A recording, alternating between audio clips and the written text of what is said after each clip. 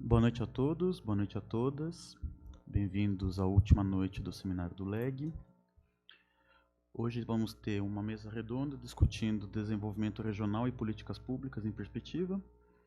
E temos a presença do professor André Pires e do professor Carlos Ertulain. A dinâmica da mesa vai ser a seguinte: cada um dos expositores vai ter em torno de uma meia hora, 40 minutos para expor o tema para vocês, e no final a gente vai abrir para perguntas e um debate, tá? O professor André Pires é professor da Pontifícia Universidade Católica de Campinas. Ele é graduado em Ciências Sociais, mestre em Antropologia e doutor em Ciências Sociais. Atualmente ele é o diretor da Faculdade de Ciências Sociais e é professor do programa em pós-graduação em Educação. E faz parte também do Observatório de Políticas Sociais, do qual a gente pode também conversar um pouquinho depois. E o Carlos, acho que dispensa apresentações, acho que é conhecido de todos aqui da casa, é o coordenador do LEG e é professor aqui de vocês. E vamos começar pelo professor André. Sinta-se à vontade, se quiser falar sentado, em pé. Eu vou avisar quando tiver em torno de meia hora, tá bom? Bom, boa noite a todos. É uma grande satisfação estar aqui, né, aqui na Unicamp de Limeira. Queria agradecer muito o convite do professor Carlos em participar do 10º seminário do Laboratório de Economia e Gestão. O professor Carlos, um grande companheiro, né, na verdade, já de muitos anos, né, Carlos, de pesquisas e tal, e agradeço muito essa oportunidade de estar aqui, de conhecer a faculdade, né, de Ciências Aplicadas, que eu não conhecia aqui em Limeira, e dizer que eu me sinto em casa, né? Acho que porque eu fiz minha graduação, meu mestrado e meu doutorado na Unicamp, atualmente eu estou na PUC de Campinas, mas eu tenho um carinho muito grande pela Unicamp, tenho muitos amigos aqui em Limeira, em Campinas, então para mim é uma grande satisfação e agradeço muitíssimo o convite. A minha comunicação, ela se chama Políticas de Inclusão no Ensino Superior e a Questão do Mérito. Eu vou falar um pouquinho, né, sobre isso, falar um pouco antes de iniciar, na verdade, o trabalho. Eu vou contextualizar um pouco como é que esse tema ele apareceu, e aí talvez a conexão com o desenvolvimento regional possa, para não ficar um estelionato aqui, né, na verdade, da comunicação, isso fique um pouco mais claro, né, para que daí a gente possa depois conversar. Esse texto que eu apresento hoje, ele deriva um pouco das pesquisas que eu venho fazendo há muito tempo sobre o programa Bolsa Família e a relação desse programa com a educação. E nisso eu trabalhei muito, né, com dados do cadastro único, etc. A minha grande questão, como eu sou antropólogo, sempre foi tentar compreender, do ponto de vista de quem recebe, né, o Bolsa Família, ou do ponto de vista de quem faz parte, né, desse programa, como é que eles compreendem essa relação entre a condicionalidade da educação e o enfrentamento da pobreza. E aí eu fiz muitos trabalhos, orientei muitos trabalhos, né, por exemplo, com alunos do ensino básico, do ensino fundamental, do ensino médio, professores, equipes pedagógicas, etc. E aí tudo isso desembocou no meu último projeto de pesquisa, que foi exatamente trabalhar com os alunos que tinham sido beneficiários do Bolsa Família e que hoje estão no ensino superior, e que hoje estão na universidade.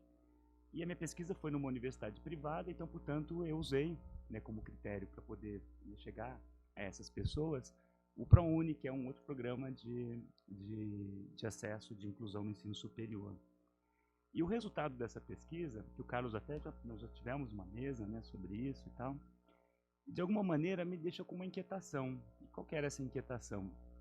Quando eu entrevistava as pessoas, os alunos que tinham, né, sido do Bolsa Família, que hoje estavam no ensino superior, quando você perguntava para eles, né, como é que eles entendiam esse programa, eles de alguma maneira valorizavam um pouco, né, o Bolsa Família.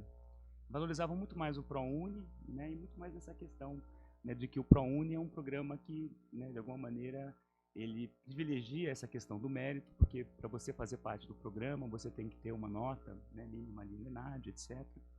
E muito aquela ideia de que toda aquela trajetória, né, desses alunos dependia muito mais do esforço pessoal deles do que propriamente das políticas públicas com as quais eles se relacionaram, né, ao longo das suas carreiras, no caso, por exemplo, do Bolsa Família.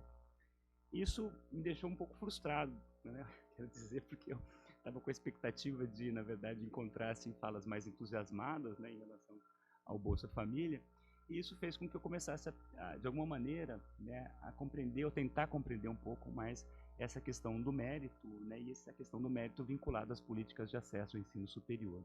Então, esse texto deriva um pouco, né, dessa inquietação, né, inicial, que, então, portanto, de uma questão regional, local ali, né, muito né, específica ali, né, numa interação com alguns desses alunos, e eu estou agora, né, trazendo uma conexão, digamos, um pouco mais ampla, um pouco mais geral, né, com as políticas de inclusão, né, mais amplas, né.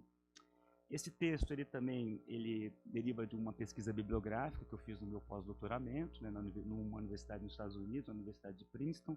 Então, portanto, muitos dos meus autores aqui são autores que estão dialogando um pouco com essa questão a partir do contexto norte-americano, a partir do contexto europeu, mas que, é claro, né, nós vamos ver como é que isso tem uma relação, portanto, né, com as políticas de inclusão aqui no Brasil.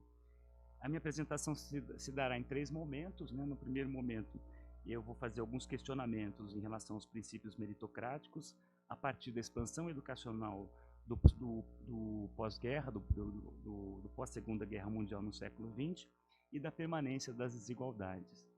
Num segundo momento, e a partir, né, portanto, do debate sobre as razões do fracasso empírico do princípio meritocrático, eu vou buscar refletir como é que é possível desenvolver estratégias no âmbito das políticas de inclusão no ensino superior que dialoguem e, eventualmente, incorporem, né, as possibilidades abertas por esse debate. E, no final, até num certo tom tanto quanto panfletário, eu vou elencar algumas questões que eu acho que são interessantes para que a gente possa refletir um pouco sobre as políticas de inclusão no ensino superior e essa vinculação com a questão do mérito. Pedir para que vocês me avisassem quando chegar meia hora para que eu possa fazer uma apresentação aí mais contínua.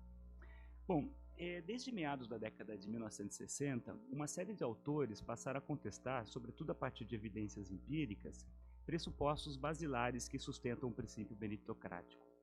De acordo com esse entendimento, a expansão das oportunidades educacionais, seja nos países capitalistas, seja nos países socialistas, traria ao menos 2 consequências positivas. De um lado, contribuiria para suprir a necessidade de força de trabalho especializada das sociedades urbano-industriais, favorecendo o crescimento econômico e social. E, além disso, aumentaria a equalização das oportunidades, diminuindo o peso da herança social ou da imobilidade social entre as gerações. Um sociólogo chamado Boulton, em 1974, ele já tinha identificado um pouco esse paradoxo, diz ele, né, num texto. Durante décadas, tanto os cientistas sociais como formuladores de políticas públicas refletiram e atuaram sobre a educação a partir de uma base filosófica otimista. Foi acriticamente assumido que a educação poderia curar todo tipo de problema social e, particularmente, que poderia trazer maior equalidade entre os homens. Todavia, não foi isso que aconteceu. A queda na desigualdade das oportunidades educacionais não foi acompanhada por uma maior mobilidade, né? Quer dizer, o século XX, de alguma maneira, é um século da educação, né, da expansão, na verdade, né, dessas oportunidades. Isso acontece de uma maneira muito mais nítida nos países desenvolvidos a partir da Segunda Guerra, né? Você tem primeiro uma expansão que se dá, né, nos primeiros ciclos e depois chega à universidade, né? Aqui no Brasil a gente observou e observa esse ciclo já um pouco mais tardiamente. Mas o fato é que havia essa crença, né, de que quanto mais as pessoas pudessem entrar, né, no sistema escolar, quer dizer, fazer isso, você estaria, de alguma maneira, quer dizer, ampliando as oportunidades educacionais, você estaria fazendo, portanto, né, uma espécie aumentaria, né, na verdade, a mobilidade social dessas pessoas, né? Então, portanto, haveria uma correspondência necessária. E não foi isso que as evidências empíricas mostraram, né? Na verdade, você ampliou, né, as oportunidades educacionais, mas a mobilidade permaneceu muito reduzida e permanece muito reduzida até hoje, né? Em relação ao ensino superior, um sociólogo, o Stephen Ball, ele aponta que a expansão nesse nível de ensino no Reino Unido trouxe como consequências novas formas de desigualdade, as quais devem ser compreendidas considerando a estratificação do sistema educacional, que se acentua à medida que mais pessoas acessam o 3º grau. Um dos propósitos do livro, elaborado por ele e por outros autores, seria de contestar o princípio meritocrático, que, ao celebrar a amplitude no acesso ao ensino superior, valoriza a imparcialidade desse sistema. Segundo Ball e esses outros autores que trabalham nesse livro, haveria razões para o otimismo e para o pessimismo. De fato, a ampliação do sistema educacional no ensino superior, isso a gente viu no Brasil, possibilitou a possibilidade de formação na graduação para grupos tais como estudantes pobres, minorias étnicas, pessoas mais velhas, entre outros, cujo acesso a esse nível de ensino era praticamente impossível. No entanto, essa ampliação acentuou as distinções entre as instituições, produzindo e evidenciando hierarquias em termos dos prestígios das universidades e das faculdades e dos cursos, frequentadas por estudantes pobres e frequentadas por alunos das classes médias e altas. No Brasil, esse processo, ele existe, depois a gente vai falar um pouco sobre ele. Quais seriam, então, as razões que nos ajudariam a compreender o fracasso empírico do princípio meritocrático? Dentre tantas, muitos autores sugerem que a importância do controle de informações cruciais nas mãos de certos grupos que orientam os processos das escolhas educacionais. Os processos das escolhas são muito importantes, dentro desse processo. Com efeito, quanto mais estratificado for um sistema educacional, em termos, por exemplo, de ciclos, de currículo, de natureza das instituições, por exemplo, públicas, privadas, etc., maior se torna o ganho competitivo para certos grupos manterem ou ampliarem suas posições sociais, impedindo a tão propalada equidade sugerida pela meritocracia. Dois autores, o Hadja e o Becker, que trabalham muito com essa questão no contexto europeu, eles vão dizer o seguinte, trago uma citação. A vantagem que pais altamente educados têm em guiar suas crianças pelos labirintos educacionais podem ser notoriamente maiores em nações nas quais os labirintos educacionais contêm muitas bifurcações e caminhos que inevitavelmente levam a becos sem saída. Naquele texto já mencionado do Stephen Ball, ele também vai enfatizar muito esses processos das escolhas, como um fator importante para a manutenção das desigualdades sociais, sobretudo em sistemas educais estratificados como o britânico e como o brasileiro também. Os autores sugerem uma espécie de efeito escola, ou do hábitus institucional, nos processos de escolha. Das instituições escolares pesquisadas por eles no Reino Unido, as escolas privadas possuem um histórico significativamente maior em colocar seus estudantes nas universidades mais prestigiosas da Inglaterra, no chamado circuito Oxford Bridge. Ao analisar as escolas e seus hábitos, os autores demonstraram que existem, entre aspas, uma tremenda diferença na maneira como as escolas privadas e as escolas públicas provêm informações sobre as suas carreiras e sobre o ensino.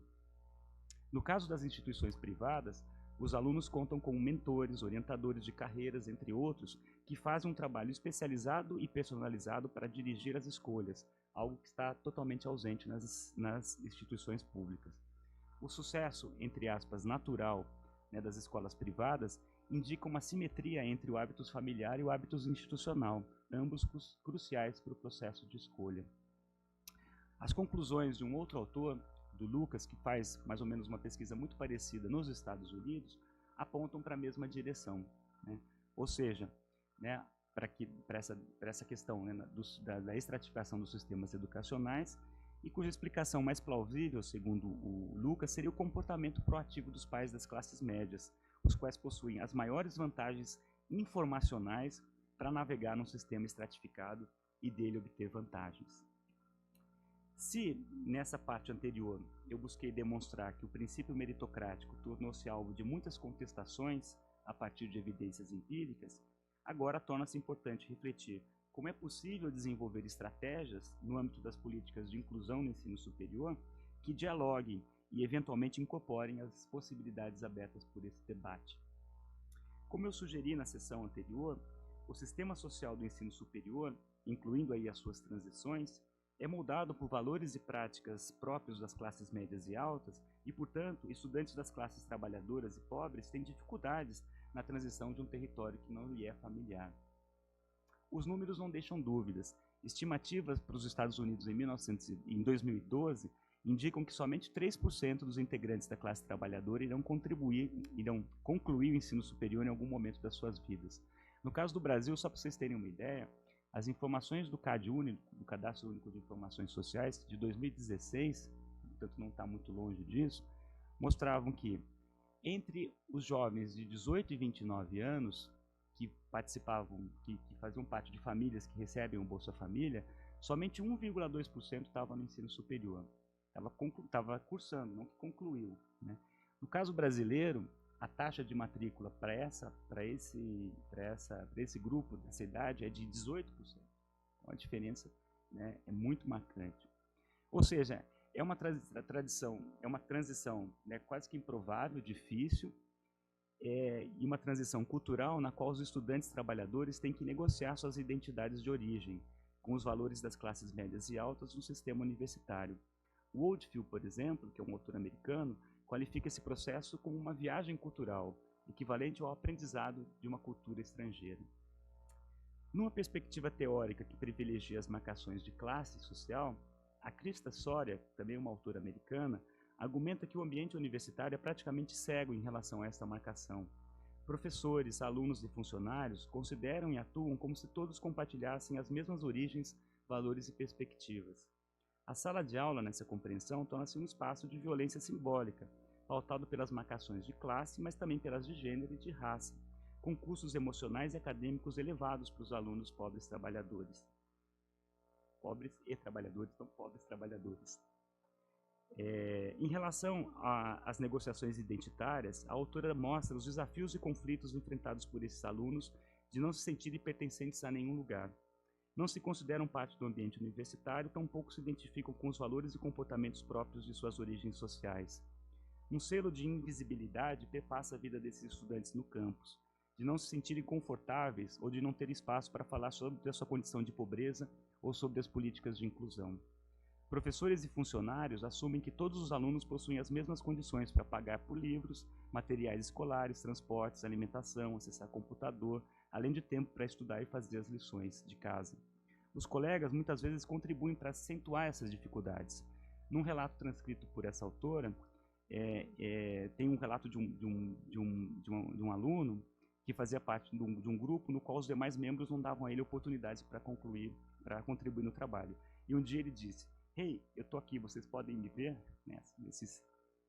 Essas mensagens negativas, emitidas pelos pares, professores e funcionários, e às vezes pela própria família, fazem com que muitos deles se considerem menos capazes do que os seus colegas das classes médias e altas e de contarem basicamente consigo mesmo para superar as suas dificuldades. Naquela pesquisa que eu mencionei, que eu entrevistei, né, os alunos do Bolsa Família que estão no ensino superior via ProUni, esse sentimento do eu me viro, né, de que eu, né, na verdade, tenho que lidar, né, de uma maneira individual, né, com todos esses problemas, aparece de uma maneira muito intensa. Na compreensão da Krista Soria, as políticas estudantis não enfrentam de maneira apropriada os problemas que afetam a vivência dos estudantes trabalhadores no ambiente universitário. Pelo contrário, por vezes os acentuam, porque muitas dessas ações visam resolver os problemas desses estudantes de maneira isolada, a partir de políticas e de programas específicos para esses grupos.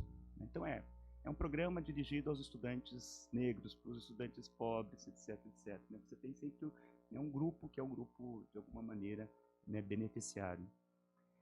Um sentido subjacente a essas ações é que os alunos trabalhadores, pobres, os primeiros de suas famílias a acessarem o ensino superior, devem se adaptar à cultura universitária, a qual, como vimos, privilegia determinados valores e comportamentos de um segmento social. Não é a universidade que deve se adaptar e refletir sobre suas práticas quando começa a receber alunos que tradicionalmente não frequentavam esse ambiente. Como alternativa a essa abordagem que busca resolver problemas a partir de ações específicas dirigidas aos estudantes trabalhadores, que a gente sabe que não dá certo, a autora propõe ações que contribuam para questionar problemas, que perpassam não apenas um grupo, mas também todo o ambiente universitário. Essa ideia de que, né, não adianta a gente trabalhar com um grupo, mas isso tem que, de alguma maneira, permear todo o ambiente universitário. É nesse sentido que se busca, por exemplo, dar visibilidade ao chamado currículo escondido, ou seja, normas, crenças e processos de socialização que os alunos trabalhadores devem aprender para entrar e para ter sucesso na universidade, mas que não são ensinados oficialmente.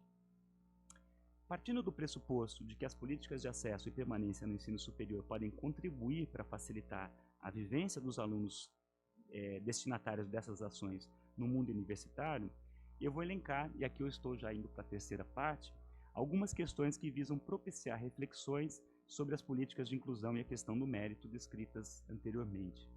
A intenção aqui é trazer elementos para o alargamento do debate e, eventualmente, aprimoramento de ações de relacionamento estudantil junto a alunos pobres, trabalhadores, muitos dos quais os primeiros a ingressar na universidade. Então, a primeira parte que eu chamo a atenção aqui, as políticas de inclusão são meritórias porque contribuem para uma maior diversidade no campus. Um argumento interessante desenvolvido por dois autores, o Bowen e o Bock, diz respeito ao alargamento dos sentidos do termo mérito quando se considera as políticas afirmativas no acesso à universidade, especialmente no caso dele, as políticas de ingresso por cotas raciais. Eles têm um livro muito bacana que se chama O Curso do Rio, que eu recomendo que vocês a lerem, tem tradução em português. Os dois autores são ex-reitores das duas das mais prestigiosas universidades norte-americanas, Harvard e Princeton. E eles advogam a importância das ações afirmativas nos processos de admissão, não somente pelas justificativas mais conhecidas, reparar as desigualdades históricas, exclusão, etc., mas porque essas políticas beneficiam a universidade como um todo, incluindo aí os não cotistas, os professores e os funcionários. É interessante porque ele vai mostrar que, né, os dirigentes dessas instituições prestigiadas já nos anos 60 perceberam isso, né, e que, portanto, já começaram a desenvolver políticas de ingresso, né, que envolviam, por exemplo, né, não somente critérios objetivos. E aí eu cito uma parte que eles falam no livro. Algumas universidades afirmaram estar agindo dessa maneira pelo desejo de corrigir injustiças raciais passadas. Entretanto, como será detalhado nos capítulos seguintes, a maioria dos dirigentes das faculdades e universidades adotou essas medidas por outras duas razões, ambas estreitamente relacionadas com as metas tradicionais de suas instituições. Primeiro, eles estavam procurando enriquecer a educação de todos os seus alunos, mediante a inclusão da raça como um dado a mais na formação de um corpo discente e diversificado com aptidões, origens e perspectivas variadas. Além disso, percebendo a necessidade largamente reconhecida da presença de mais membros dos grupos minoritários no empresariado, no governo, nas profissões liberais, eles agiram com base na convicção de que os estudantes das minorias teriam uma oportunidade especial de se converterem em líderes de todas as esferas. Eu acho aqui que é uma inversão interessante do argumento em favor das políticas afirmativas na admissão e a questão do mérito. A questão aqui passa a ser os efeitos positivos das cotas ou de qualquer outra forma de inclusão para os não cotistas e para a universidade como um todo, como já demonstrado, né, a miúde por várias pesquisas. Um episódio relatado pelos autores ilustra bem esse ponto. Um famoso educador negro comentou em uma reunião que seu filho, também negro, estava sendo considerado para uma premiação na pós-graduação. E aí eu abro aspas. Meu filho, disse o professor, não precisa de consideração especial. É tão talentoso que ele conseguirá se fazer sozinho. Aí diziam os autores. Apesar disso, seria possível questionar a conclusão tirada pelo pai. Seu filho se dará muito bem, disse outra pessoa presente à reunião. Mas a questão não é essa. Talvez ele não precise de nós, mas nós precisamos dele. Agora eu vou falar um pouco também sobre uma outra questão que me parece importante, que é exatamente pensar em ações que possam iluminar esse currículo escondido, compartilhando informações que fazem de fato a diferença. Considerando aquela perspectiva sugerida pela Christian Sawyer, né, de alargamento do debate, de desenvolver políticas e ações que visem questionar os problemas que afetam toda a comunidade acadêmica, quando um contingente de pessoas antes excluído passa a ter acesso ao ensino superior, a diminuição das vantagens entre aqueles que têm e aqueles que não têm informações que fazem a diferença nos processos de escolha, admissão, permanência e inserção no mercado de trabalho torna-se importante. Parafraseando o argumento do Oldfield, que é professor emérito da Universidade de Illinois, mas que ele mesmo, né, foi um estudante que veio da classe trabalhadora e que, portanto, sofreu na pele, né, todos esses percalços, ele tem dois textos muito bacanas, né, dois artigos, e o título desses dois artigos chama-se o seguinte, né, As lições que eu gostaria de ter conhecido antes de entrar na faculdade, né, porque, na verdade, é exatamente essa que é a questão, né, a ideia do currículo escondido. Então, vou começar com as escolhas. Navegar pelos labirintos educacionais e sistemas educacionais estratificados, como é o caso de muitos países, inclusive no Brasil, traz vantagens competitivas abissais. Um primeiro desafio, já apontado pelo Stephen Ball, seria diminuir as tremendas diferenças na maneira como as escolas privadas e públicas provêm informações sobre as carreiras e sobre o ensino superior para os seus alunos. No caso brasileiro, apenas para ficar nos aspectos mais elementares da questão, o desconhecimento por parte dos elegíveis em relação às políticas de inclusão no ensino superior, tais como o ProUni, o FIES e os programas de cotas raciais, por exemplo, torna-se uma questão muito crítica, como atestam as pesquisas da Rosana Henry e do Cauê, que está aqui, né, que é meu aluno lá do programa de pós-graduação na PUC. Ele faz um trabalho muito bacana aqui em Limeira, né, com duas escolas, uma escola de elite e uma escola do ensino médio de elite e uma escola da periferia. E ele entrevistou alunos do terceiro ano, foram 44, né, alunos do terceiro ano do ensino médio numa escola privada e 48 da escola pública. E a pesquisa do Cauê indicou que na escola pública somente um aluno entre 48 assinalou que conhecia e sabia como funcionava alguma política pública de inclusão no acesso ao ensino superior. Na escola privada, esse número se eleva para 12 em 44. Ou seja, aqueles que em princípio seriam os principais beneficiários dessas políticas são aqueles que menos as conhecem e sabem como essas funcionam. Investir, portanto, na divulgação disso, né, dessas políticas, nas escolas públicas, né, me parece ser uma questão mais do que essencial, né? Em relação às políticas de admissão, a esse respeito, né, os próprios ex-reitores de Princeton e de Harvard já mostravam, né, como que é importante você não basear as admissões somente em critérios objetivos, né, como é importante, né, na verdade, para que você possa produzir, né, um corpo docente, um corpo discente, né, diversificado, né, portanto eles advogam, né, na verdade, a importância, né, dos sistemas de cotas raciais. Em sentido semelhante, a Cristia Soria propõe que os processos admissionais incorporem não apenas critérios relacionados ao mundo acadêmico, notas, etc., mas também experiências relacionadas à vivência desses estudantes no mundo do trabalho. No caso brasileiro, a adaptação e aproximação dos exames vestibulares ao repertório sociocultural de estudantes trabalhadores com formação na escola pública é uma questão que se coloca muito relevante.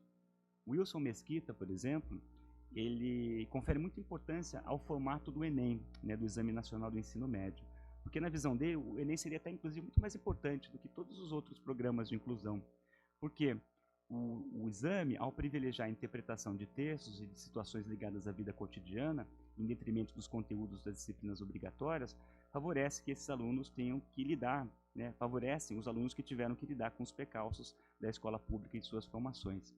Vamos lembrar que esse Enem tão importante, né, tem sido, né, no atual governo, objeto de uma sanha, né, digamos, ideológica e talvez, né, haja modificações com grande prejuízo, né, segundo, né, constatado em várias dessas pesquisas. Todavia, como alerta a Cristia Soria, a inscrição para os processos seletivos do ensino superior ocorre muito antes do término das aulas do ensino médio, no caso brasileiro em dezembro. Isso faz com que muitos alunos não tenham a informação necessária sobre os prazos e os protocolos para as inscrições, ficando em desvantagem em relação aos seus pares das classes médias e altas, que, pelas razões já apontadas, têm maiores chances de saber como e onde realizar as inscrições. As inscrições, por exemplo, para o Enem, elas se encerram agora em maio, né? Portanto, 7 meses antes do término das aulas. A pesquisa que eu já mencionei aí do Cauê constatou que 93% dos entrevistados da escola particular aqui de elite do município de Limeira participou do Enem em 2018, antes 50% da escola pública, né? Ou seja, essa grande discrepância sugere que as informações sobre as datas e os protocolos de inscrição nos exames admissionais circulem com muito mais antecedência e desenvoltura, sobretudo na escola pública, né? Vocês percebem, né, que é exatamente, né, como essa informação, né, que de alguma maneira contribui para esse alargamento do capital, né, social e cultural, né, é alguma coisa que faz toda a diferença, né? Quer dizer, você perder, por exemplo, o prazo de inscrição, isso te inviabiliza, por exemplo, uma série, né, de políticas, etc. E isso é uma questão, né, na verdade, de você ter aquela informação na hora certa, né? Ainda sobre a questão do tempo das políticas admissionais, torna importante refletir sobre o calendário da divulgação dos processos seletivos do Sistema de Unificação Unificada, o SISU, e, sobretudo, do ProUni, ambos baseados nos resultados obtidos pelo Enem. No caso do ProUni, isso também não é muito diferente, né, de outros programas. As inscrições para o programa ocorrem no final de janeiro e no início de fevereiro de cada ano. Os resultados começam a ser divulgados a partir da segunda semana de fevereiro e se estendem com várias chamadas até o final de março. Assim ocorre a entrada progressiva de alunos do ProUni até o início de abril, com as aulas já iniciadas. A gente vai ver agora, na próxima sessão, os percalços para adaptação e permanência no ambiente universitário para os estudantes, não só pobres, mas para qualquer estudante. Se já é difícil o processo de adaptação para quem começa o curso no início das aulas, em que muitas vezes são passadas informações importantes para os alunos no processo de recepção aos calouros, o que dirá para quem entra com o curso já em andamento. Em relação à permanência, a literatura nacional e internacional sobre essa questão tem demonstrado que se trata de um ponto extremamente sensível. Com efeito, a adaptação a uma nova cultura, como sugere o Oldfield, envolve não apenas ter que lidar com deficiências em relação aos conteúdos específicos requeridos pelos cursos de graduação escolhidos, mas ao aprendizado de significados simbólicos e protocolos de comportamentos típicos de um grupo social, os quais esperam que sejam vivenciados coletivamente. Como demonstrado por aquele trabalho que eu mencionei sobre o ProUni e o Bolsa Família, muitos alunos, um delas disse, olha, eu me senti como se fosse um peixe fora d'água quando ingressei na universidade. Uma experiência que tem sido valorizada no enfrentamento dessa questão e que no Brasil parece não ter ainda ganhado a força no debate sobre esse tema é a atividade de mentoreamento, seja praticado por docentes, seja por discentes. Em relação às universidades norte-americanas, a figura, por exemplo, do mentor é uma prática que envolve a coletividade dos alunos e é muito importante, até porque o sistema americano é diferente do sistema brasileiro, porque lá você entra na universidade e você escolhe o curso depois. Então, o papel do mentor, do professor mentor, que fica com um grupo de alunos e orienta, por exemplo, nas disciplinas, questões acadêmicas, questões, por exemplo, da universidade, e até questões emocionais, isso é muito importante. Agora, a Soria argumenta que a atividade de acompanhamento e aconselhamento dos estudantes pode ser desempenhada com muito mais eficácia por alunos mentores e líderes estudantis. Isso porque a probabilidade dos estudantes recorrerem aos seus pares para tratar de questões de permanência é muito maior do que em relação aos professores, muitas vezes por questões dos vínculos e das instâncias de classe, etc. Ou seja, ela e outros autores propõem uma série de práticas, por exemplo, de trabalho, por exemplo, de programas, de vivência dos próprios alunos, os próprios alunos reunidos com outros alunos, criar espaços onde isso seja possível, no qual eles possam compartilhar todas as informações, sejam acadêmicas, da vida, da moradia e de uma série de outras questões que a gente já mencionou. Ou seja, são iniciativas, mentores, que valorizam a figura do aluno veterano como central nos processos de transmissão e de informações que contribuem para alargar o capital cultural e social dos estudantes trabalhadores, favorecendo a sua adaptação e permanência no curso. No caso brasileiro, a existência do estudante mentor ou de grupos de alunos que compartilham experiências comuns não parece ser considerado nos programas de relacionamento destinados aos estudantes mais pobres que ingressam no ensino superior. Ou seja, considerando essa experiência exitosa, eu acho que é mais do que na hora da gente poder pensar nessas iniciativas. Outro aspecto considerado nessa literatura é trabalhar também com o próprio corpo docente. Ou seja, não só diversificar o corpo docente, em termos das suas origens, por exemplo, que favoreceria não só a questão da diversidade como um elemento importante, vamos dizer assim, para o aprendizado e para as práticas, mas também para estreitar as distâncias das experiências entre os alunos e os professores, entre os professores e os alunos, trabalhadores e pobres. A Soria também propõe, não só que isso, um engajamento, vamos dizer assim, de todos os professores, vamos dizer assim, em questões ou em atividades ou em práticas pedagógicas que possam valorizar e evidenciar, por exemplo, essas marcações do que eu estou chamando aqui do currículo escondido. No caso brasileiro, as políticas de inclusão no ensino superior não têm o hábito de incluir a participação dos docentes nos seus desenhos. Na maioria das vezes, são os órgãos destinados aos relacionamentos estudantis que realizam os processos de seleção, acompanhamento, desligamento das bolsas, definidos por critérios previstos, sem envolver o professor nessas etapas.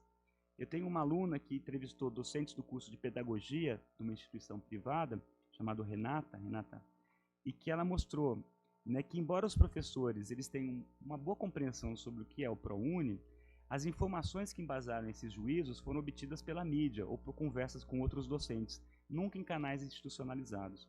O resultado desse processo pode gerar imagens estereotipadas, sobre os beneficiários dessas políticas, podendo resvalar em situações de preconceito, como as demonstradas no meu trabalho e de vários outros, que em nada contribuem para os processos de permanência desses estudantes no curso de graduação.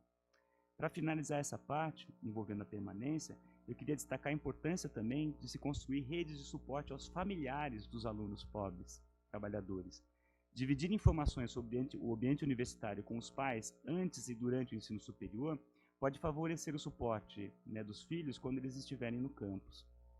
Algumas pesquisas, por exemplo, nos Estados Unidos, do Brian Simons, indicam que a primeira geração de estudantes no ensino superior não tem interesse em compartilhar informações sobre a vida universitária com seus pais, e que os pais, por sua vez, também não demonstram muito interesse por sua vida acadêmica.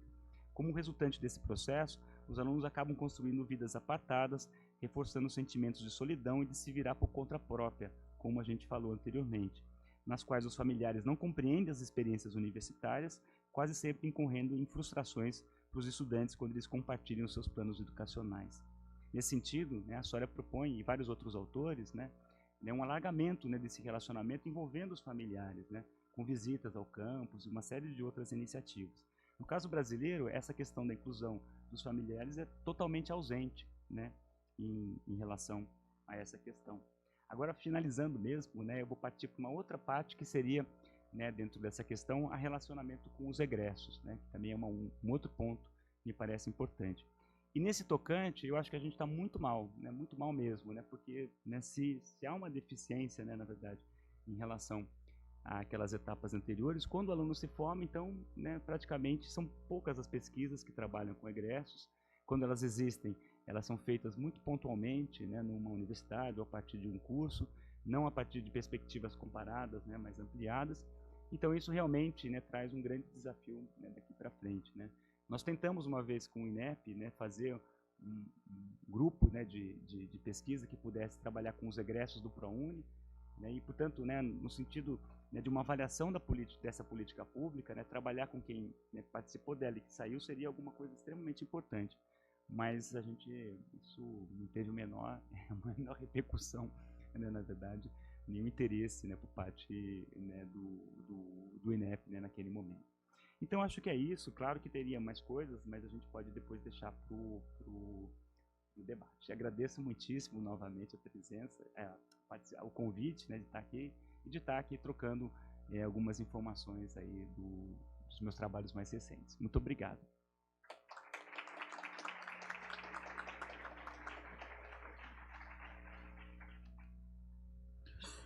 Obrigado, André, pela sua exposição. Um tema muito interessante para ser discutido, inclusive na temática dessa mesa redonda, e termos a oportunidade de falar assim que o professor Carlos também fizer a exposição dele.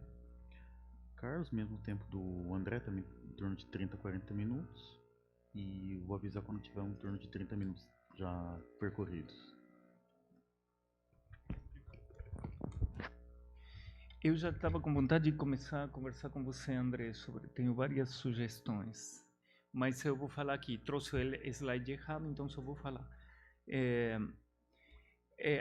A minha ideia era discutir a relação entre economia, desenvolvimento e políticas públicas, que é meu assunto. Sempre economia e desenvolvimento, quer dizer, sempre o conceito de desenvolvimento ele foi diretamente vinculado à economia, é meio que a fonte dele, embora seja um conceito interdisciplinar, que pode ser visto, analisado de várias perspectivas, desde várias áreas e com diferentes indicadores, o conceito está muito arraigado, sim, à economia, né? Então, vou começar um pouco pela economia, inclusive porque eu sou economista, então já tenho esse vício. E comentando que, na verdade, a economia se baseia num contrato social importantíssimo entre aqueles que detentam as coisas, o que a gente chama de capital, os equipamentos, e aqueles que detentam o poder e a força de trabalho, todos nós. Mas para que se produza uma relação, então, na economia, precisamos, para que esse contrato funcione, precisamos de emprego. E a relação entre o emprego e o contexto macroeconômico, ela é uma relação que depende dos gastos, né? Então, isso é muito importante para a população e para um país e mesmo para um governo. O contexto macroeconômico que é favorável e consegue produzir emprego para as pessoas. Portanto, o regime macroeconômico, para funcionar, ele depende de uma série de gastos. Os gastos que eu estou falando os gastos das famílias que gastam em consumo, os gastos das empresas que fazem investimentos, portanto, instalam equipamentos e contratam trabalhadores.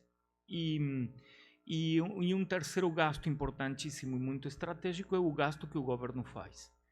Então, para nós, na economia, é o gasto que gera renda.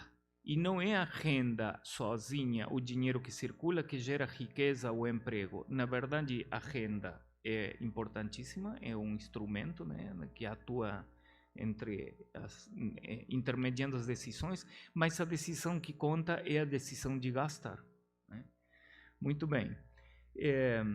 Portanto, a dinâmica econômica depende das decisões dos agentes para fazer gasto. A família tem uma série de necessidades, então ela precisa gastar, mas ela só pode gastar se está empregada, ganha salários, então o salário que vai financiar esse gasto.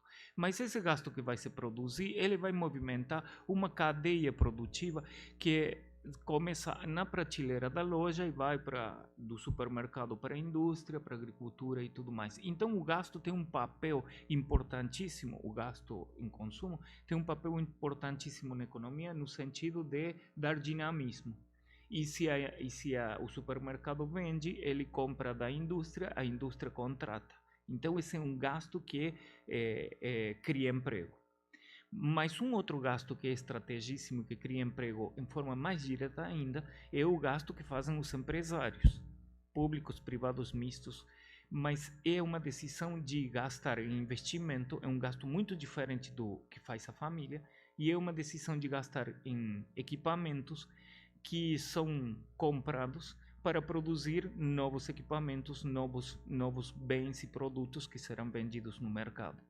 Quando os empresários decidem gastar, eles automaticamente, ou quase que automaticamente, tem um certo retardo, mas eles produzem emprego, geram emprego. Então, um contexto macroeconômico que leva a um emprego, e com isto se cumpre o tal contrato social que nos une na sociedade, as diferentes classes, esse emprego se gera pelo gasto. Né? Mas para ter gasto e para ter esse dinamismo, a economia não paira no ar. A economia se assenta na política, porque essas são decisões e, portanto, tem a ver com poder. Né? Muito bem. Essas decisões que os agentes tomam se constroem em conjunturas onde a política funciona. Ela nunca deixa de existir. Né? Veja que agora essas decisões se tornaram mais complexas. Quando a gente tinha as economias domésticas nacionais nunca foram independentes do resto do mundo, né, do planeta e da economia internacional, mas hoje são inteiramente dominadas pela economia internacional, por aquele processo que nós chamamos de globalização. Resuminho da globalização. O desenvolvimento das tecnologias permitiu transferir em tempo recorde matérias-primas, produtos e riqueza na forma monetária. E em tempo menos recorde e muito mais controlado, a população, os trabalhadores. Né?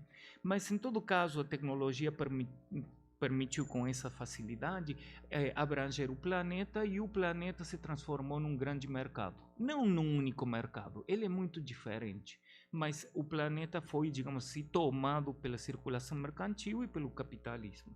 Isto que nós chamamos hoje de globalização. Mas isto influencia enormemente as economias nacionais.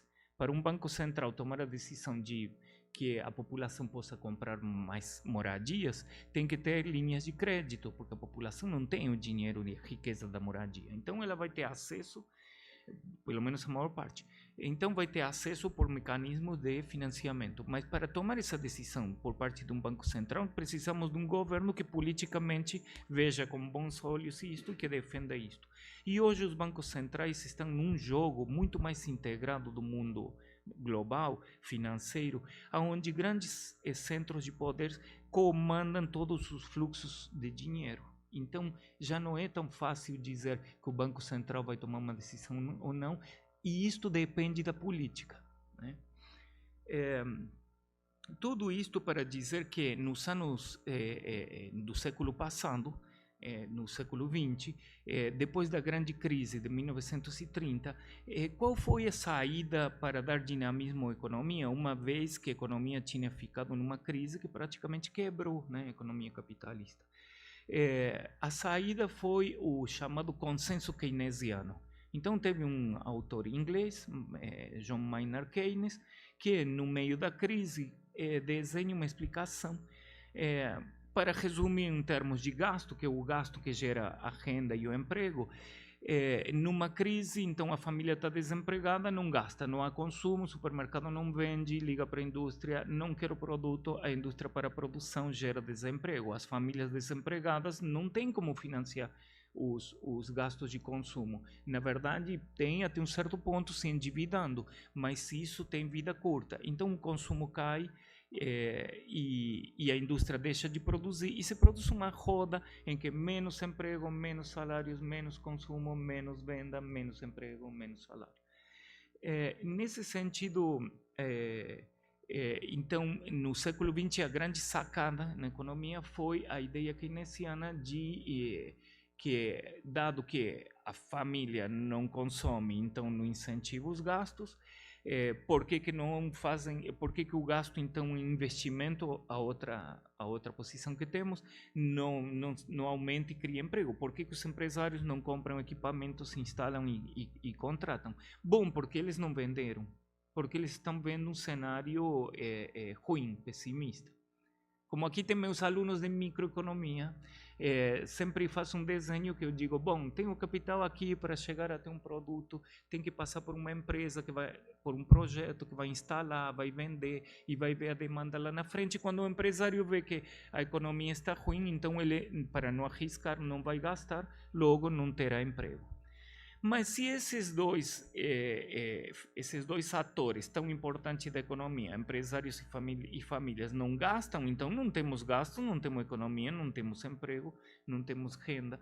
Temos um terceiro ator, que é o governo, que é o Estado, representado pelo governo, que tem capacidade de gasto muito maior que das empresas e que das famílias. Então, ele que vai gastar em nome destes outros dois atores que estão quase que impossibilitados devido a este déficit que eles estão sofrendo. Então, a recomendação de Keynes era que o governo gastasse e ele põe em movimento a roda. Então, se gasta, se incentivam novos gastos. Esse gasto do governo, por exemplo, em infraestrutura, contrata, gera emprego, gera gastos, e esta situação reverte aquela roda que estava indo para trás, né? Pois bem, isto que funcionou todo o século XX, e chegamos no final do século XX com alguns problemas, como inflação, déficit, etc. E com isto, os setores que são críticos à intervenção do Estado, que é o que a gente chama de neoliberalismo, então os setores neoliberais fazem um ataque fortíssimo ao Estado, a intervenção do Estado, a própria presença do Estado, e o Estado se transformou numa tartaruga gigante que consome e gasta muito e não produz nada, cria problemas, começou a ser visto assim, então teria que ser reduzido e por aí vai. Esse consenso keynesiano se desmontou no século XX, no final do século XX. Bom, o que aconteceu depois disso no século XXI, nos anos 2000 em diante, aqui em América Latina 2013, 14 até anos recentes? Para falar disso, como eu sou economista, mas muito mais formado na história do pensamento, eu não consigo falar disso sem fazer um breve resuminho da história. E aí, diria que em América Latina em geral, esses processos econômicos se deram em forma tardia, dependente, dominada e neocolonial. Então, nossos países, nossas repúblicas, esse contexto político em cima do qual funciona o contexto macroeconômico, é um contexto complicado, ganha alguma série de complicações, né? Então, nós temos repúblicas constituídas fragmentariamente, dependências externas estruturais, né? E é por causa disso, empobrecimento, né? Bom, mas nós também aplicamos políticas keynesianas durante o século XX e isto levou a um crescimento. E isto levou a modificar as economias inicialmente coloniais que nós tínhamos, exportadoras apenas de matéria-prima e, nesse sentido, muito limitadas e muito vulneráveis. E daí que tivemos industrialização e tudo mais. Então, esse consenso se desmontou, toma conta o neoliberalismo apoiado em governos, geralmente ou de direita ou conservadores, ou às vezes numa mistura estranha, como que funcionou até agora há pouco no Brasil, parece que tem algumas mudanças agora, mas em uma posição que a população aceita este discurso neoliberal que diz: o Estado é um gigante que atrapalha, vamos minimizar, se possível desaparecer, e a mídia vai dar um apoio enorme, não só os economistas neoliberais, não só os setores de poder. Bom, nesse fenômeno global de integração do mundo, nós temos também que a riqueza se financiarizou. Isto é muito fácil no mundo atual transferir dinheiro. Se a gente tiver que se transferir, não tiver documento e não tiver dinheiro, está complicado. Agora, se a gente tem que transferir dinheiro, sobretudo se for grandes quantidades, está facilitadíssimo. Porque a riqueza tomou a forma monetária e os bancos se concentraram em grandes operações e em grandes atores bancários que dominam o mundo inteiro, né? Então, o FMI, Banco Mundial, há várias organizações supranacionais que comandam o processo global e que podem tomar decisões de transferência de riqueza e de dinheiro facilmente. Se podemos transferir a riqueza e a riqueza pode ser transformada em dinheiro, então a riqueza ganha uma volatilidade e uma flexibilidade enorme para ser transferida no mundo. Isto não é pouco, porque as elites, os setores proprietários da riqueza, se mundializaram, são globais, não dependem só do país. E isto complicou as economias nacionais. Então, hoje ganhamos um complicador, que é a globalização, que é a mundialização dos mercados, que impõe certas pressões nas economias nacionais. Ao mesmo tempo, as empresas, em todo esse tempo, foram se concentrando e hoje temos o domínio de grandes corporações, grandes grupos que conseguem transferir riqueza, se apropriar de riquezas em qualquer lugar do mundo e transferir os investimentos, né? Uma empresa multinacional instalada no Brasil, que tem muitas, e não só de hoje, de há muito tempo, de resultado de vários processos do século XX, poderia escolher produzir X produto numa linha de produção aqui no Brasil, ou na Tailândia, ou na China, dependendo de certos custos e certas oportunidades. Então, isto tornou mais ingovernável a economia. E, ao mesmo tempo, diminuiu a capacidade e o poder e a governança dos governos nacionais em cima das economias. Se os mercados, nessa condição, geram pobreza, geram desigualdade, a intervenção do Estado seria uma oportunidade para regular estes impactos. Mas os governos, em boa medida, perderam poder para isto. Tem multinacionais que ganham lucros muito maiores ao PIB do Brasil, que é um PIB enorme, por exemplo, né? Então, isto foi desgastando seus mecanismos de intervenção que poderiam mitigar, minimizar os impactos desta dinâmica econômica do capitalismo na geração de pobreza ou no problema do desemprego. No Brasil, hoje, temos 13 milhões de desempregados. Se pensar nas famílias, dá quase 30, dentro dos quais estão considerados os que desistiram, os desestimulados, porque buscaram repor a vaga do emprego e não conseguiram mais, porque a tecnologia também favorece a substituição. Isso não é de hoje, mas o ritmo de hoje é muito maior.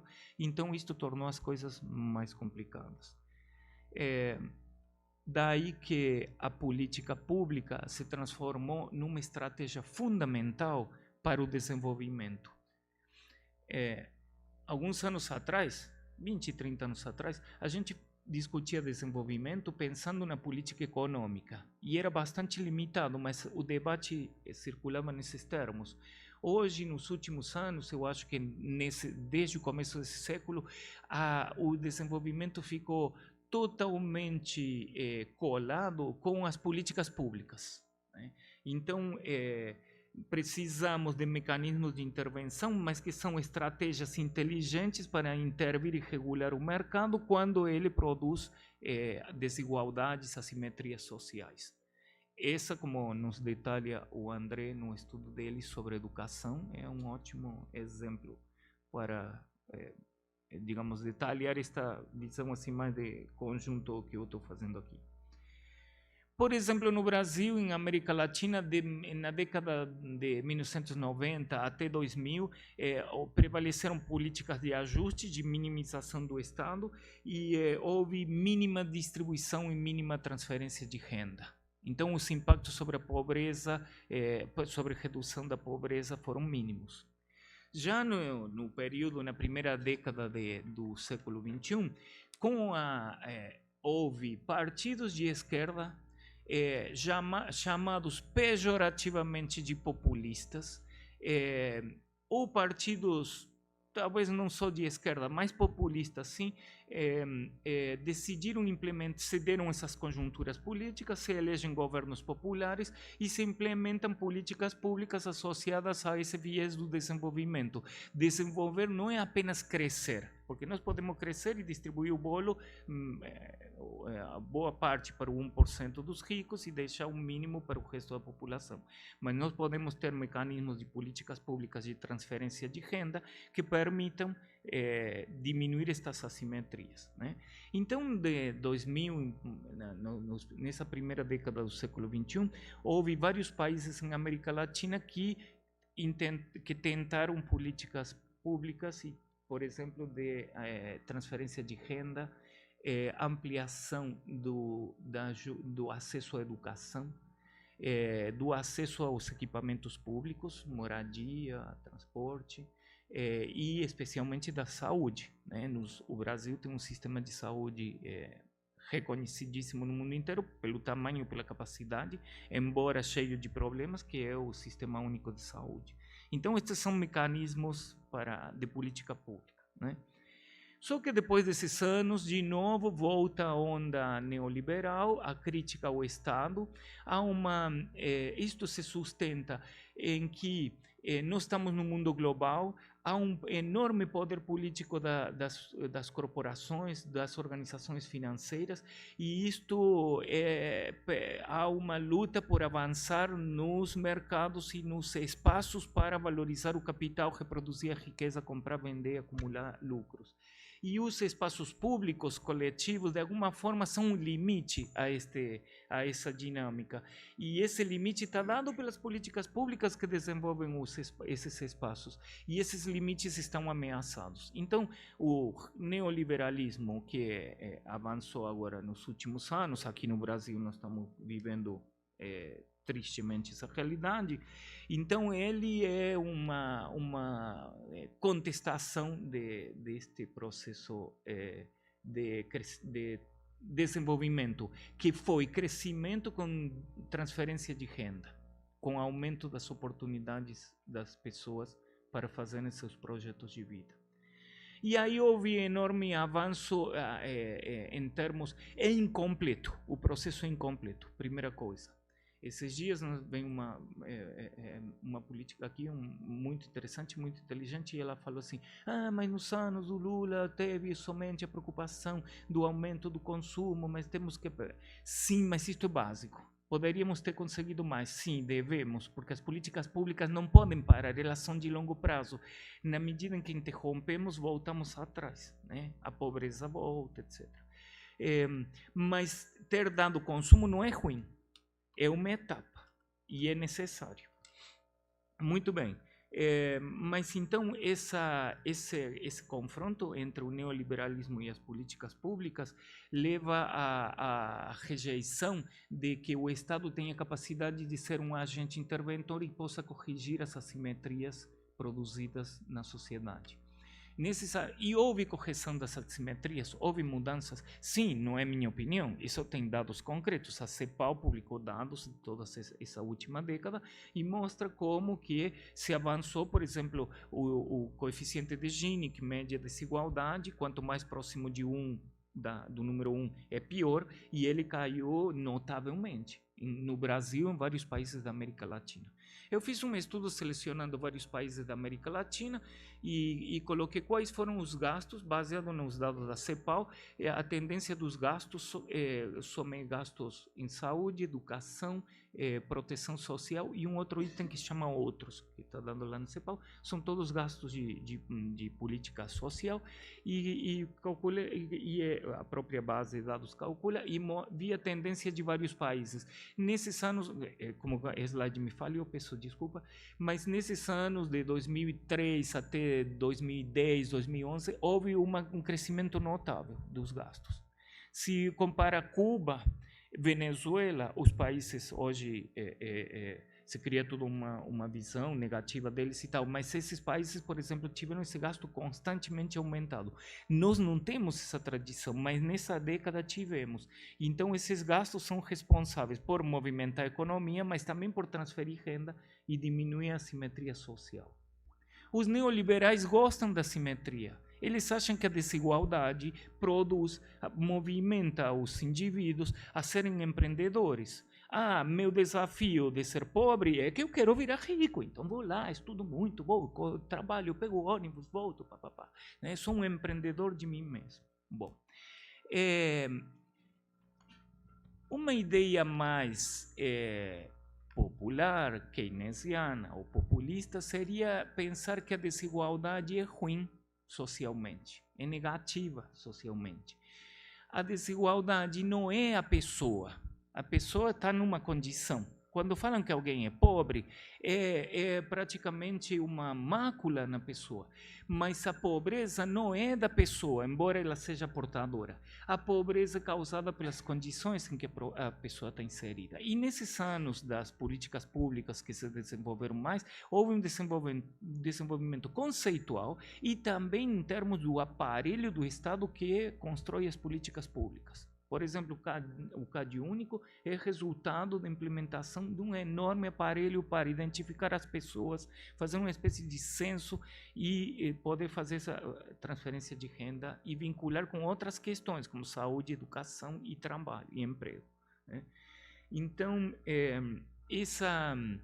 esses anos em que há um acordo dos bancos, da elite e a mídia principal responsável de divulgar essas ideias, digamos assim, falsas, mas poderíamos ter um termo mais gentil, chamar pós-verdadeiras. A mídia, em boa parte, a meu ver, responsável, numa aliança com os setores do poder, de desenvolver uma ideologia contra essas políticas. As pessoas acham que isso é comunismo. Nunca vi comunismo, mas eu acho que está longe, falta muito se for. Não precisa ficar assustado, estamos longe disso. Mas o fato de dar um nome às coisas que não são esse mundo que nós vivemos hoje é muito comum. É muito comum para desvirtuar, para mudar, para causar operações ideológicas em todos nós. Mas nós somos espertos, não vamos cair nisso. Muito bem. Já foi meu tempo? Então, esse fenômeno da transferência de renda, da política pública, ela foi um artifício político para produzir desenvolvimento. E as ideias desenvolvimentistas, elas observam criticamente a assimetria social, a desigualdade. nós no Brasil vivemos um mundo absolutamente desigual, muito rico em diversidade, mas absolutamente desigual. E essa desigualdade é ruim, porque a pessoa não, o projeto individual, ele fica limitado pelas condições. Veja como opera o mercado. A riqueza busca se estabelecer em ativos que garantem a permanência. Por exemplo, se tenho dinheiro, compro uma casa, compro uma fazenda, compro um terreno. E esse processo de valorização foi fazendo que um fenômeno, simplificadamente, nas cidades vai sendo apropriado o território e as pessoas vão sendo expulsas para a periferia, dependendo dos níveis de renda que cada grupo familiar possa receber. Então, na medida em que sou empurrado para a periferia, preciso que a periferia tenha uma dotação de equipamentos públicos, transporte, escola, hospital, iluminação, internet. Uma vez com os alunos de administração, chamamos o prefeito num módulo de uma disciplina que se chama Laboratório de Políticas Públicas. Aí peguei e chamei o prefeito. E aí antes, os alunos fizeram uns trabalhos e analisaram diferentes políticas, diferentes setores problemáticos no município. Quando chegou o prefeito, quase que eu tive que falar para os alunos, por favor, parem, porque eles começaram a cobrar de uma forma que o homem não conseguia se explicar. Falava assim, não, num bairro muito popular nós fizemos uma pracinha. Mas, prefeito, a praça não tem Wi-Fi? Como é que a moçada vai sem Wi-Fi? Então a pessoa vai deixar o telefone para ir na pracinha brincar? Meus alunos abandonam o celular por acaso para vir para a aula? Então como é que um jovem pode ir na pracinha, num lugar público e não ter dotação de equipamentos? Luz, telefone, celular e tela e tudo que deveríamos ter, igual se estivéssemos no melhor lugar da cidade. Então, essas condições que a política pública altera. Então, por exemplo, para tocar um problema que é fundamental, a pobreza pode ser alterada se alteramos as condições, né? Se se dá escola, transporte. Então, não é só dar, porque às vezes também o populismo é manejado de uma forma que se pensa que eu sou argentino, então tem uma longa história no meu país de críticas ao populismo, porque na Argentina foi muito marcada por Perón, né? Um velho que foi presidente lá várias vezes e também foi preso e foi o primeiro a instituir as leis trabalhistas e tal. Não era de esquerda, tá? E mesmo assim incomodou tanto que chegado um momento foi preso e não sei se você já conhece esse tipo de histórias nesse país, mas ficou preso e tudo mais. Então isto atrapalhou o funcionamento da democracia por anos, né? O peronismo se desenvolve e cria uma vertente de esquerda muito grande que ainda existe e tal, e é chamado de populismo. Esse populismo peronista também governou na mesma época que estou falando, dessa primeira década do século XXI. E também fez as mesmas políticas de transferência de renda, basicamente, de ampliação da educação. Se abriram vários campi das universidades, das escolas, enfim, e aposentadorias, hospitais públicos, etc. E eles são chamados de populistas. Então a turma fala assim, por um sanduíche, quando tem manifestações, apoios e tal, fala assim, por um sanduíche as pessoas se vendem. Não, as pessoas não se vendem por um sanduíche. Agora, se eu vou para a manifestação e reparto um sanduíche, não faz mal que pegue um sanduíche e come. Mas isto não derruba a minha ideologia, nem a dos manifestantes. Então, se usa muito populismo para degradar processos tecnicamente, independentemente das ideologias desses governos e tudo mais. Mas o que eu quero destacar aqui, que é possível ter um agente que se chama Estado, e este Estado articular artifícios de intervenção que permitam evitar e superar as assimetrias sociais, né?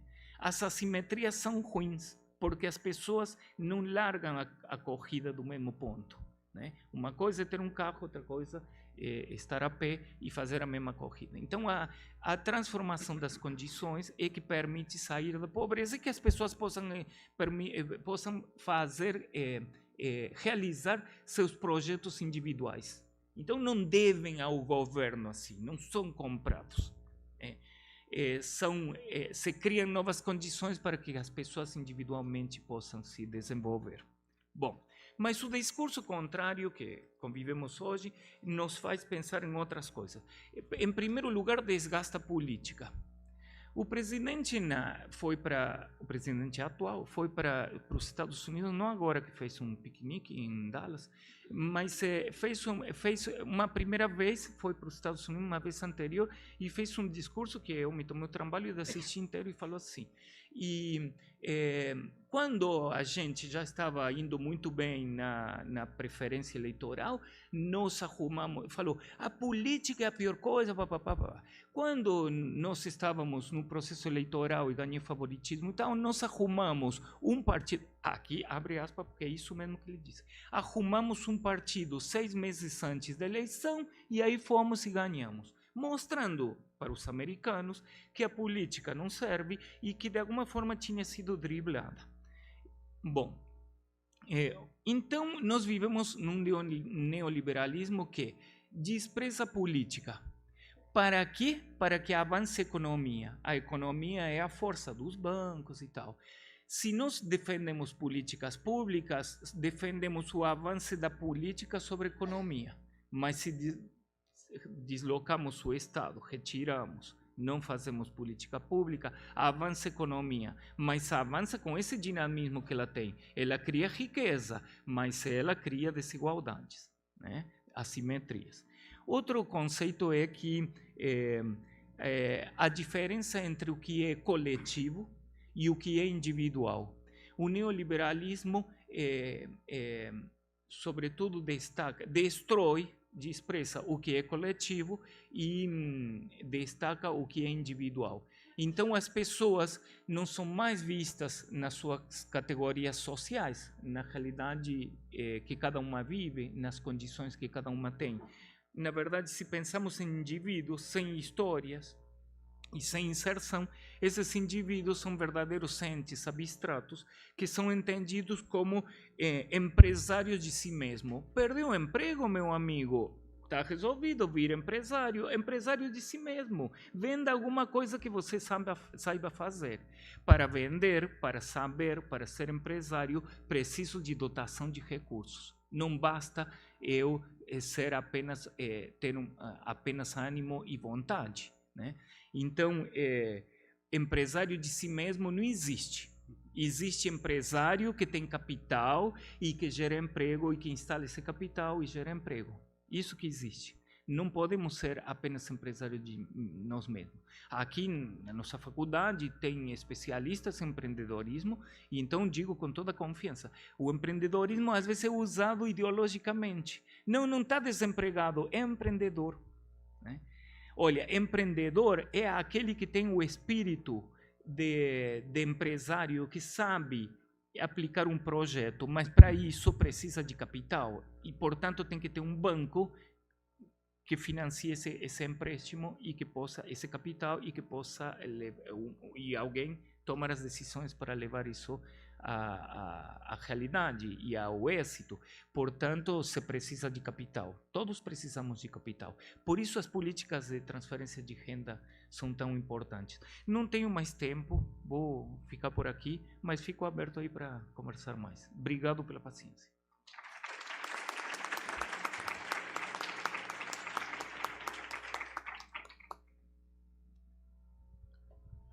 Obrigado, Carlos, pela sua exposição também. Antes de abrir para perguntas, vou fazer uso do próprio microfone, exatamente. O que eu percebi das duas exposições é que temos um caso geral e um exemplo de aplicação, basicamente. Mas nas duas, podia ter sido até colocado como uma parte do nome da mesa redonda. Desigualdade é uma palavra que apareceu muito. E mais do que apenas desigualdade, apareceu um tipo específico de desigualdade, que é a desigualdade de oportunidades.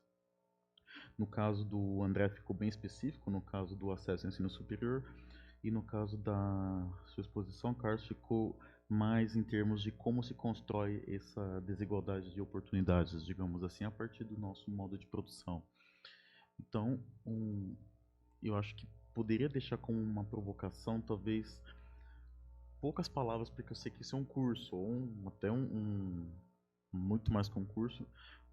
Como a gente vai tentar superar esse tipo de desigualdade de oportunidades?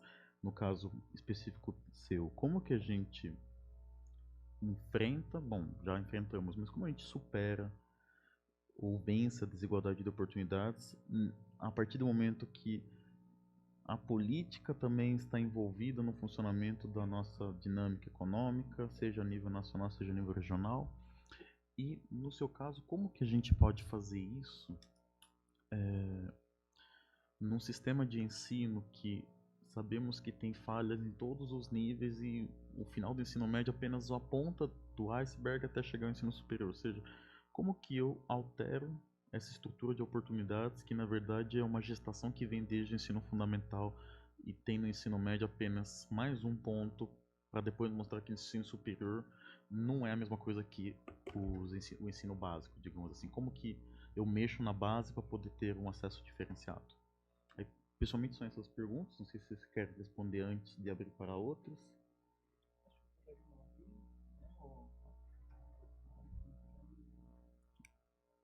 Então, vou abrir uma rodada de 2 perguntas a mais além da minha. Alguém gostaria de fazer perguntas?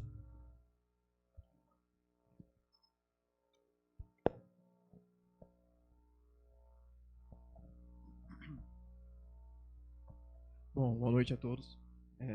Parabéns, gostaria de parabenizar a mesa pela excelente exposição.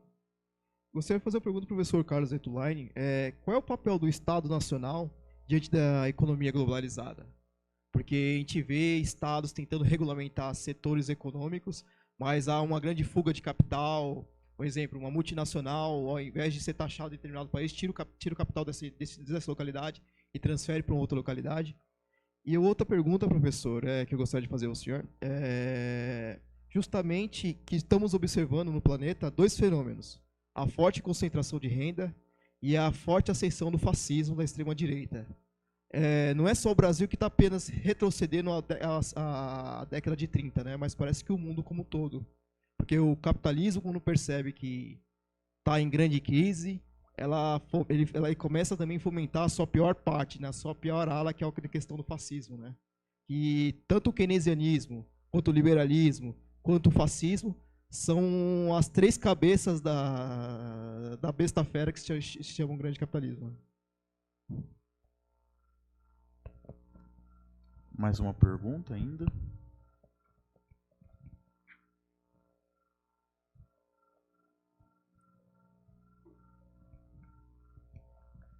Bom, então podemos começar com essas 2 e depois vamos ver a partir delas uma outra rodada.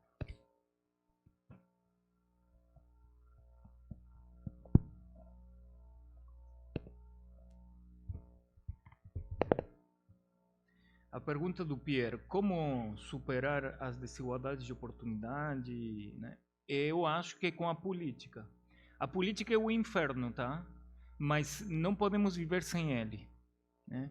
É o inferno porque aí são relações sociais e aí as pessoas se devoram porque é o interesse e tal. Mas não podemos viver sem ela. A ideia de que a política é ruim e seria melhor viver sem ela é como pensar que esse braço me incomoda, então vou cortar. Não dá. Se não temos política, o que resta é o fascismo, né? Então, aqueles que são tão puros, que falam assim, não, eu não vim da política, eu quero governar vocês porque não estou contaminado. No mesmo momento em que eu faço esse discurso, um discurso político, já me transformo em político. Então, não temos como evadir a política, não temos como não sermos políticos. Isso é constitutivo da sociedade. Só que o discurso atual e moderno, muitas vezes na história dos nossos países, foi usada essa estratégia de dizer: acontece que são políticos. Na Argentina houve um movimento, quando no ano 2001 a Argentina quebrou e o país foi esvaziado, então teve um movimento enorme das pessoas reclamando e tal. Isto foi uma efervescência política. Então se criou um movimento que se chamava Que se vajam todos. Não preciso traduzir, né?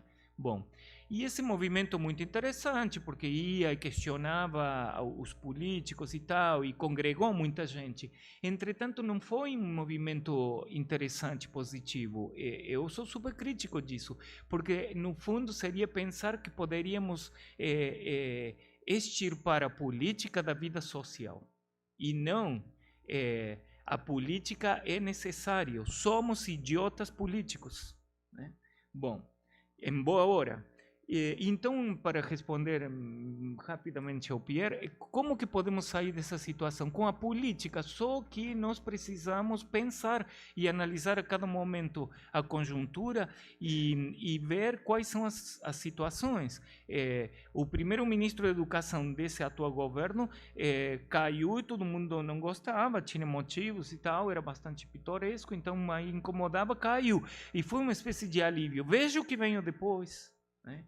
Então, a política é complicada, é um inferno. Muito bem. Com relação à pergunta do Max, do papel do Estado na economia global, esse é meu problema. Que eu acho que os Estados nacionais perderam capacidade de governança e, portanto, de tomar decisões dentro da própria nação, na economia doméstica, né? E isto aconteceu porque estamos num mundo global que reforçou o poder dos bancos, das finanças, e toda a riqueza se torna financeira, né? Então, alguém rico no Brasil, a riqueza está no Brasil, mas, na verdade, a riqueza se torna facilmente uma riqueza financeira internacional. Então, a riqueza está no mundo. Então, quem é rico e dono, então, portanto, da elite, ele poderia estar deslocado, descolado da própria nação, porque a riqueza liberta essas pessoas do próprio país.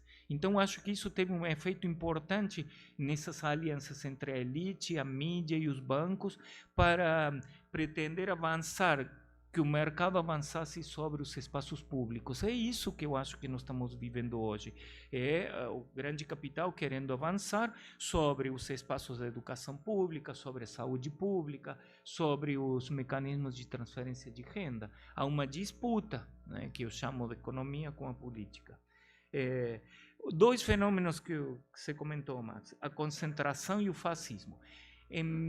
No século XIX, um autor, um século XIX é o século ao qual nós voltamos agora. Nós estamos no século XIX atualmente, politicamente.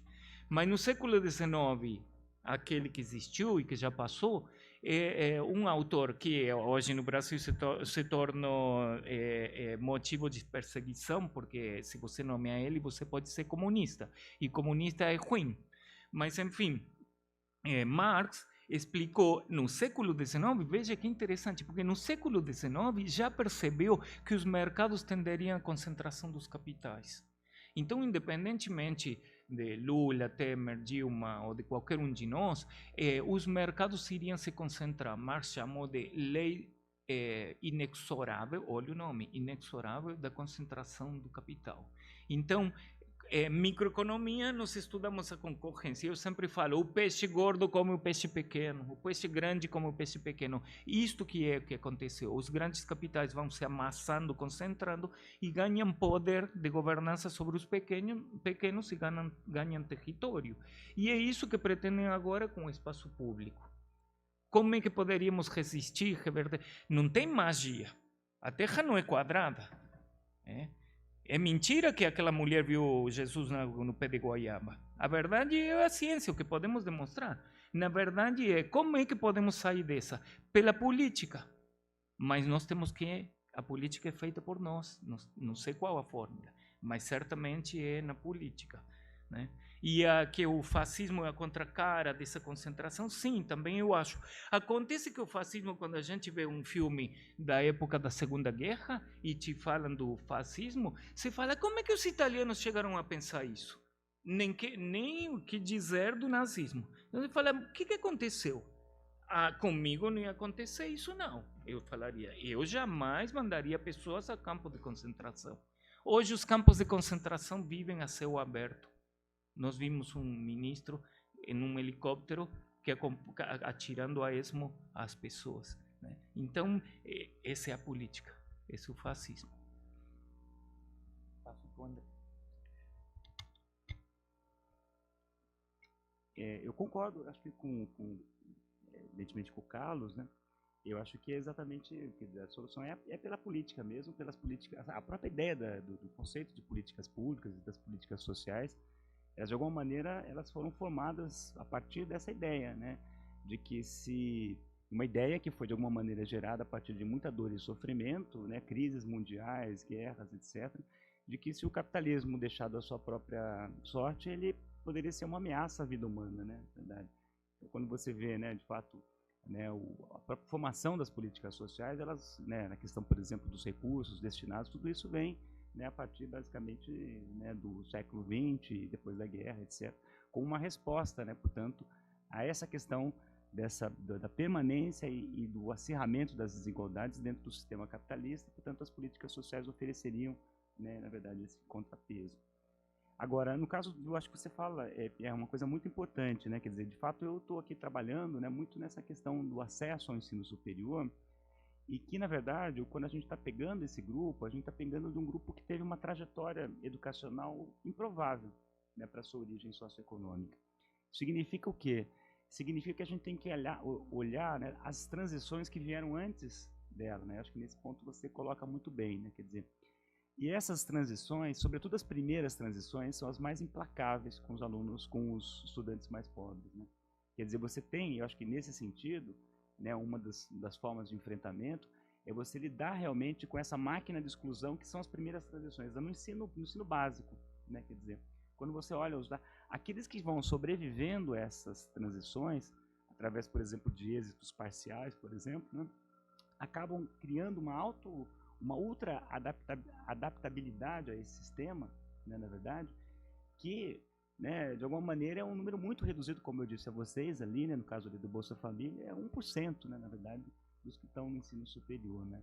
Então eu acho que essa questão da gente pensar as transições dos ciclos e dos primeiros ciclos, sobretudo, né, porque eles são os mais implacáveis, né, nesse aspecto, eu acho que essa é uma agenda que me parece muito importante de ser enfrentada, né, e colocada exatamente para que a gente possa, né, pensar, né, na verdade, né, no enfrentamento, né, como você sugeriu.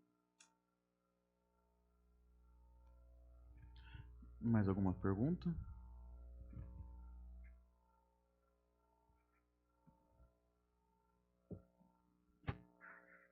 Bom, não tendo mais perguntas, agradeço ao professor André pela palestra, ao professor Carlos também, agradeço a presença de todos e a gente termina essa mesa. Eu vou deixar agora para o professor Carlos para o encerramento do evento.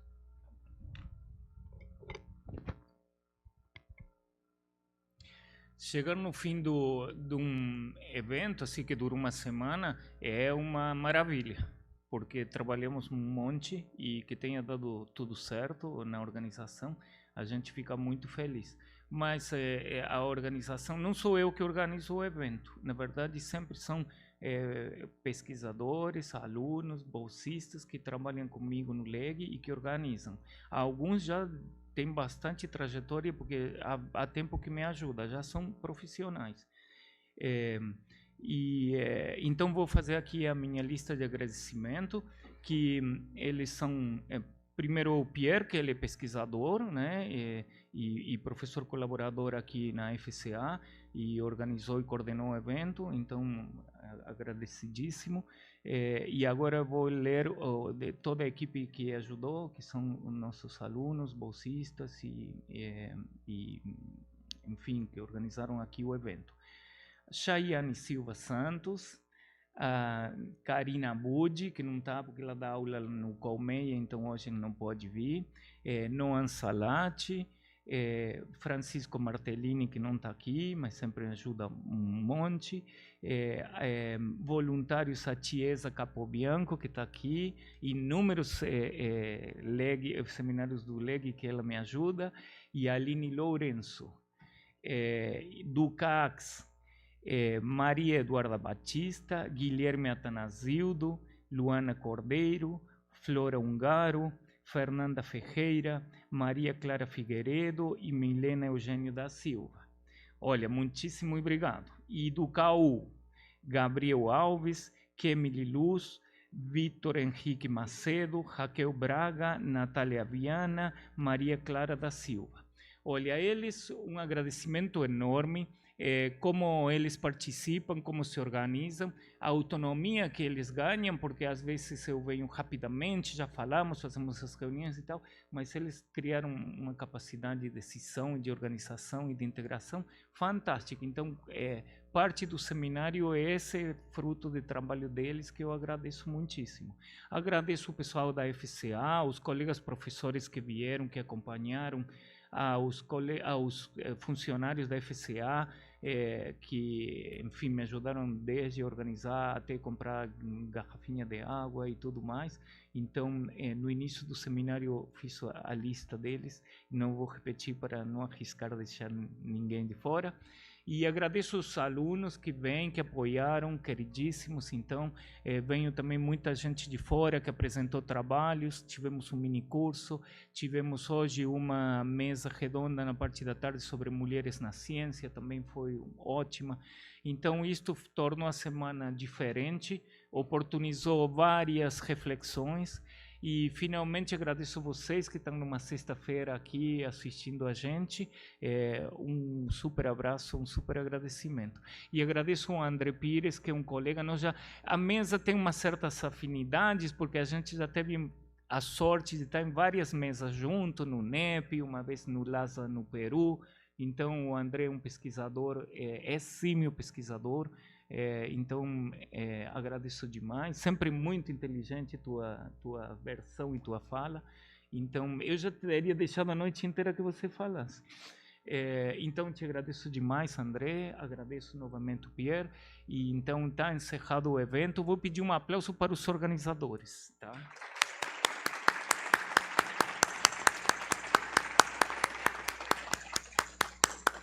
E aí, o ano que vem, teremos mais, em maio, tá? Obrigado. Um aviso para os alunos de microeconomia que estou devendo as provas. Eu sei, essa semana virão as notas. Obrigado, pessoal. Muito obrigado.